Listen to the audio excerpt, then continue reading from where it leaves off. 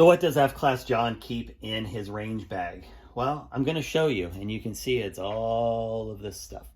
And I'm going to show you how I organize it in my 511 patrol bag. First, let me start by telling you, I don't change what's in here. What you see me put in here is literally the exact same thing that I take to the range for load development, for screwing around, for local matches, or for nationals.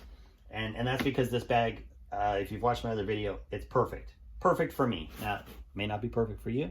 It's perfect for me. So let's talk about what goes in here. So we're going to start with this flap. Okay, let me pan up a little bit here. And this middle flap, it's got a little bit of Velcro. I keep a handful of pens. I've got Sharpie and an extra ECI. I keep my tent stakes. These are just really lightweight aluminum stakes for holding down my mat if it's really windy. So they just sit up here. And then I keep this, this is construction line. It doesn't stretch or anything. And I keep this for emergencies in case I have to realign a reticle. I can always staple it to a board and line my reticle up at the range. So that just goes back here. And again, it's more of an emergency type item, but it's there. Okay, and then we have two pouches on the side. So what do I put in there? Well, I keep it separated.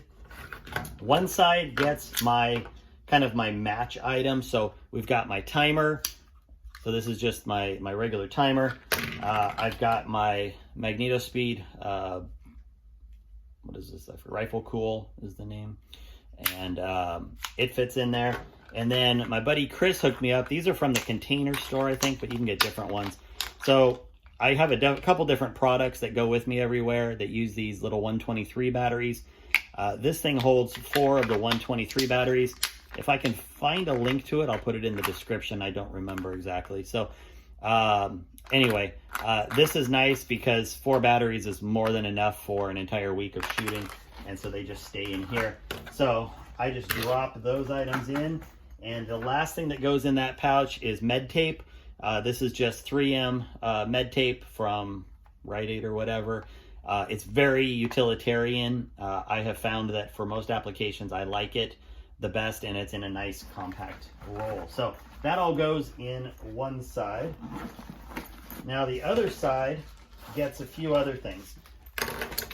I don't really use a lot of these very often, but you know, you've got your standard lens pen kind of thing for cleaning.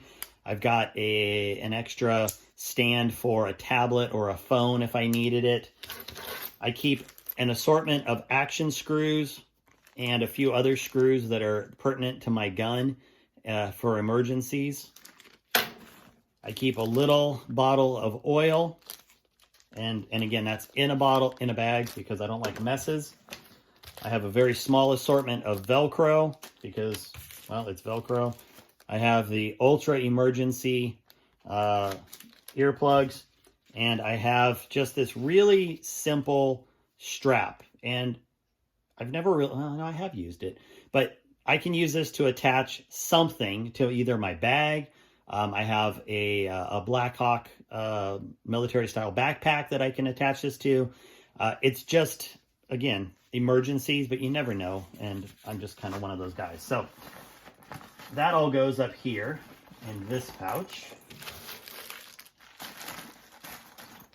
And that gets zipped up. So that's my entire upper section. Now let's talk about the front. We have these two not Velcro, but bungeed openings. They're relatively good size. They will hold a good sized bottle of water if you need to. But for me, one of them holds the compressed air. Now the straw, I use painter's tape and tape it so that it stays on there. See that? Just disappears. And the other one holds my shooting glasses. So those go right here. And I like doing that because then I always know where they are. They're front and center, easy peasy. We then have this nice, lovely pocket in the front. Let me pan down a little for you.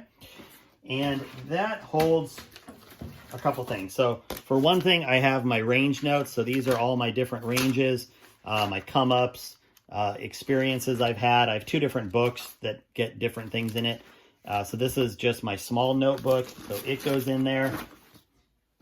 And then I've got a couple just, you know, kind of crappy targets in here. And then I've got my range dots. So all of that just fits in here. And, you know, sometimes I add extra targets or something, but very simple, easy to work with. That leaves us this side over here. Now, on my actual D-ring, I have just a generic clip and a rubber band that I leave on there for emergencies in case there's something I need to use it for. It's not in the way and it never bothers me, so that's there.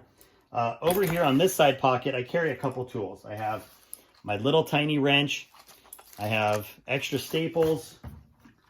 I have my compact staple gun. And then I carry a couple different bags. Now, I like these little Husky bags. Milwaukee makes some too.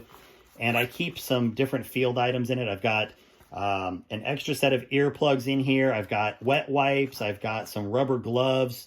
I just, you know, kind of general assortment. Some alcohol wipes. Okay, so that's all in there. And that gets stuffed in. We've got my staple gun, like I said. We throw the wrench in. And we throw the staples. And then my last little bag has some emergency chewing gum and a variety of batteries. So just some AAAs and a couple AA's. I don't really use them, but you ever tried to find a AA on the range or a AAA on the range in an emergency? I guess you can come see me if you need one. So that all goes in this pocket. And I am really, I don't want to say I'm bad at it, but I don't ever zip this stuff up. Nothing ever comes out of these pouches. It's pretty amazing. The opposite side gets two things, and two things only. It gets my digital torque wrench. So this, for those that haven't seen it in one of my other videos, this is my digital torque wrench and bits. So that goes in. And my full Chapman kit. Now I have a smaller, well, same size Chapman kit, but fewer bits that I keep at home also. But this is my absolute, one of my favorite things. And it's got, you know, it's the master kit. And it's got everything that you would need. And it goes in there. And I just tuck that flap over. Again, unless I'm traveling, I don't ever zip this up. And by traveling, I mean like driving 1,000 miles. So that's it. That's all that goes in the sides. Nice and easy. I did leave out something. So remember this pocket that had the compressed air. So I've got my Kestrel. And I really like the case that this Kestrel's in because I don't worry about it. And that just gets put in here next to the compressed air. Again, you would never know it. Okay. Outside of the bag, I have, again, a couple of these Husky bags. I attached a heavy-duty clip to it. This happens to have my good earplugs in it. And I just keep the good earplugs. These are those molded ones. And they go in the hard case. And then all of that goes in the side pouch here. And this just gets clipped on. So this goes right on here. That way my earplugs, so I always have my ears and I always have my eyes. I have no excuses not to go digging in here if I'm trying to find them. I need my ears, I need my eyes. They're right where I need them. So let's talk about what's inside. Well, with the exception of some seasonal stuff, so I know I said it's always the same, but there's always some seasonal things. This time of year, you know, it's 35 out or colder. When we shoot. So I've got 2 sets of shooting gloves. The other ones are actually still in my car, but I always have a set of gloves in here. I keep an Edgewood hard pad. So this is a riser. There are always those odd occasions where you wish your rear bag was just a little higher. And so I keep that, and I always put that on the bottom so that it's not in my way. I have my, just my, you know, shooting hat, which I don't use at every match, but I'll tell you, you'll be glad you had it when you bring it. I keep my elbow pads in here.